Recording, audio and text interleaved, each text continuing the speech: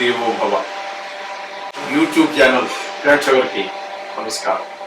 ఇప్పుడు మనము 2024 మే నెలలో కుంభరాశి వారికి ఏ రాశుల్లో ఏ గ్రహాలు సంచరిస్తున్నాయి, వాటి ద్వారా ఏ విధమైనటువంటి ఫలితాలు ఈ కుంభరాశి వారు పొందగలుగుతారు,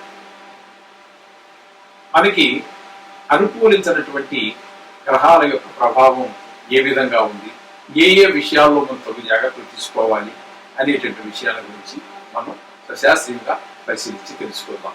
ఇప్పుడు కుంభరాశి వారికి లగ్నంలోనే అంటే రాశిలోనే శని యొక్క సంచారం జరుగుతూ ఉన్నది.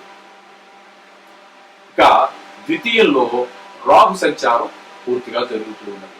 అట్లాగే గురుగ్రహ సంచారం మనకి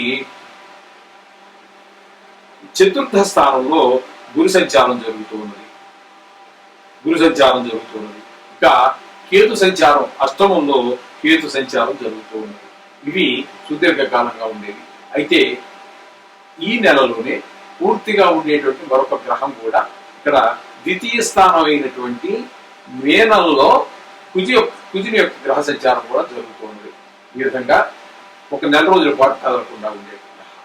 ఇకపోతే తక్కువ ఒకే నెలలో 2 రాశుల్లో సంచరించేటటువంటి రవిగ్రహము, బుధగ్రహము, శుక్రగ్రహము, వీటి గురించి కూడా మనం తెలుసుకోవాల్సినటువంటి ఆవశ్యకత ఉన్నది.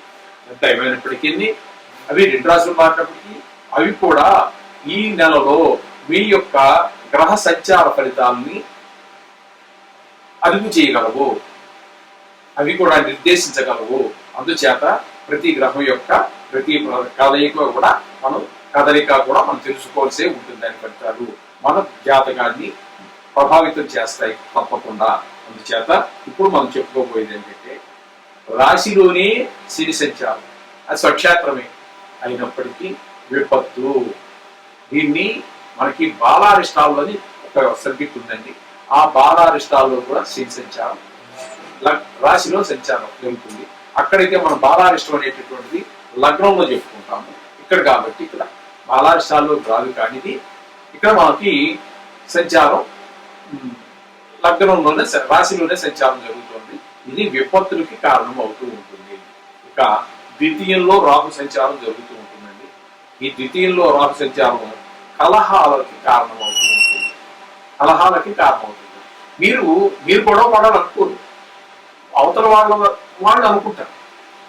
మీరు ఏమి ఎరగనట్టుగా ఉన్నా కూడా మీ మీద ఏదో కాలు చూస్తూ ఉంటారు, గయ్యానికి కలహాలు వస్తూ ఉంటారు.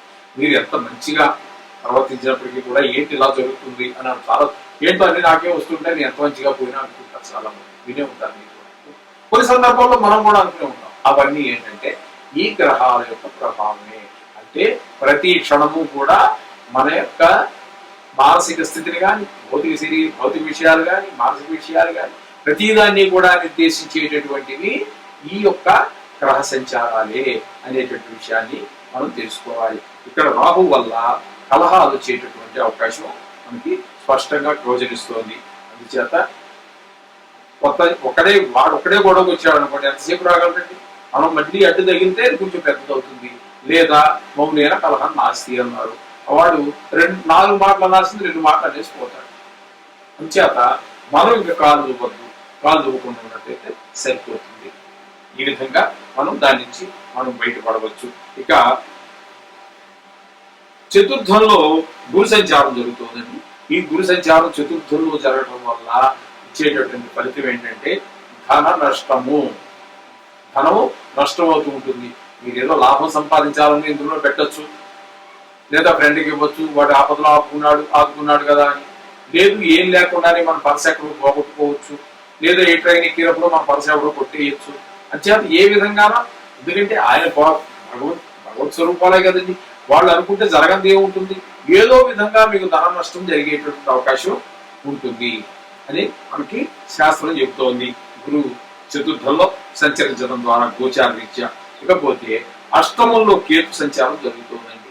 ఇది కూడా మనకి సేమ్. ఇప్పుడు మనం చతుర్థంలో ఎలా ధన నష్టం అని చెప్పుకున్నామో అదే ధన నష్టాన్ని మనకి అష్టమంలో ఉన్నటువంటి కేతు కూడా సూచిస్తూ ఉన్నది. అందుచేత 2 గ్రహాలు ధన నష్టాన్ని సూచిస్తున్నాయి. అందుచేత ధన విషయంలో చాలా జాగ్రత్తగా ఉంటే మనకి ఎంత జాగ్రత్తగా ఉంటే అంత మంచిదని మనకి అర్థమవుతున్నది. ఇకపోతే రవి ఇక కొద్ది కాలం పాటు ఉండేటువంటి గ్రహాలు చెప్పుకున్నాం కదండి. కుజుడు మనకి ద్వితీయ స్థానంలో సంచారం జరుగుతుంది. ద్వితీయ స్థానంలో కుజ సంచారం మనకి ఒక దౌర్భాగ్యాన్ని సూచిస్తూ ఉన్నది. అంటే భాగ్యం లేకపోవటమే, అంటే మన భాగ్యాన్ని పోగొట్టుకోవటమే. ఇవన్నీ కూడా ఇందులోకే వస్తాయి. మనకి ఒక రకమైనటువంటి మనం చెప్పుకున్నాం కదా, ఆ ఈ ధనం పోగొట్టుకోవడం అనే ధన నష్టం అనేటువంటి విషయాల్లోకి ఇది కూడా చేరవచ్చు. అంచేత అది కూడా కొంచెం జాగ్రత్తగా ఉండండి. ఇకపోతే రవిని తీసుకున్నట్టయితే రవి తృతీయ చతుర్థ స్థానాల్లో మనకి సంచారం జరుగుతుంది. 15 రోజులు తృతీయంలో, 15 రోజులు చతుర్థంలో సంచారం జరుగుతుంది. ఈ తృతీయంలో ఉన్నటువంటి 15 రోజులు కూడా మనకి చాలా సంపత్తులు కలగజేస్తూ ఉంటాడు. ఇకపోతే చతుర్థంలోకి వచ్చాక మాత్రం ఆయన కూడా మనకి కొంచెం గౌరవానికి భంగం కలిగేటటువంటి పరిస్థితులు ఏర్పడుతూ ఉంటాయి. మనం వర్కర్ సైడ్ కావచ్చు, కుటుంబంలో కావచ్చు, మనం ఎక్కడ పనిచేస్తున్నాం అక్కడ కావచ్చు, ఎక్కడైనా సరే మొత్తం మీద మనకి గౌరవానికి భంగం కలుగుతుంది అని చెప్పి మనకు శాస్త్రం సూచిస్తూ ఉన్నది. ఇకపోతే శుక్రుడిని కనుక మనం తీసుకున్నట్టయితే శుక్రుడి యొక్క సంచారం మనకి 3, 4 స్థానాల్లో సంచారం జరుగుతుంది. కుంభరాశి తృతీయంలో, అంటే మేషంలో, వృషభంలో ఆయన యొక్క సంచారం మనకు సూచిస్తుంది. ఈ తృతీయంలో శుక్రుడి యొక్క సంచారం ధన లాభాన్ని సూచిస్తుంది. చతుర్థంలో స్త్రీ సౌఖ్యాన్ని సూచిస్తుంది.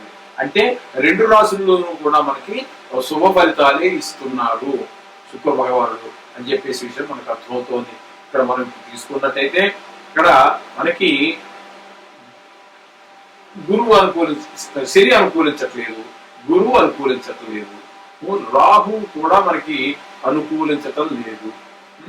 ఇక్కడ కేతువు కూడా మనకి అనుకూలించటం లేదు.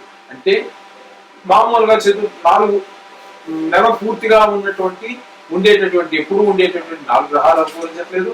దానికి తోడు ఇక్కడ కుజుడు కూడా ఒక నెలంతా ఎక్కడికి కదలకుండా అక్కడే సంచారం చేస్తున్నాడు. ఆయన యొక్క ఫలితం కూడా మనకి ఏ విధంగానూ అనుకూలమైన ఫలితాలు ఇవ్వటం లేదు. ఇక బుధుడిని కనుక మనం తీసుకున్నట్టయితే మనకి అవి 15 రోజులు అనుకూలిస్తున్నారు, 15 అనుకూలిస్తున్నారు. ఇక శుక్రుడు 2 చోట్ల అనుకూలిస్తున్నారు. మొత్తం మీద వీరికి ఇబ్బంది కలిగించేటటువంటి గ్రహాలు ఎక్కువగా ఉండడం వలన ఏ గ్రహాలు ఏ స్థానాల్లో ఏ ఫలితాలు ఇస్తారో మనం ఇప్పటి వరకు విపులంగా చెప్పుకున్నాం. కాబట్టి ఆయా విషయాల్లో తగు జాగ్రత్తగా మీరు ఉండండి. అయితే వీటికి పరిష్కారం లేదా ఉంటుంది. అయితే పెద్ద గ్రహాలకి అయితే సంవత్సరం పాటు ఉండేవాడిని మనం వేరే చేసుకోవచ్చు, చిన్న గ్రహాలకి చేయొచ్చు, దేనికైనా పనిచేస్తుంది. నవగ్రహ మంత్రము కాదంటలేదు. అయితే నెల రోజులు ఉండేదానికి ఉన్నంత ఎఫెక్ట్గా లాంగ్ పీరియడ్ అంటే సంవత్సరం కాలం పాటు ఉండేటటువంటి గ్రహాల యొక్క స్థితిగతులను బట్టి మనం చెప్పుకోవాలంటే కొంచెము మోతాదు పెంచాలి.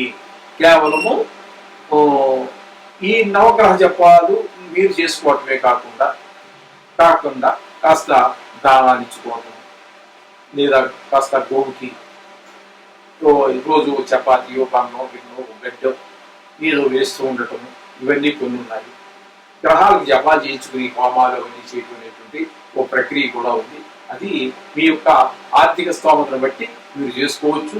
మీరు చేసుకోదలుచుకుంటే తెలిసిన వారి చేత శుభ్రంగా ఆత్మసాక్షిగా చేసేటటువంటి వారి చేత చేయించుకోండి. కాదంటే మీకు నమ్మకం ఉంటే మా దగ్గర ద్వారా కూడా మమ్మల్ని సంప్రదించి చేయించుకోవచ్చు. ఈ విధంగా చేసుకోవడం ద్వారా మీరు ఆపద నుంచి కూడా మీరు తప్పించుకోగలుగుతారు. శుభం భూయాత్.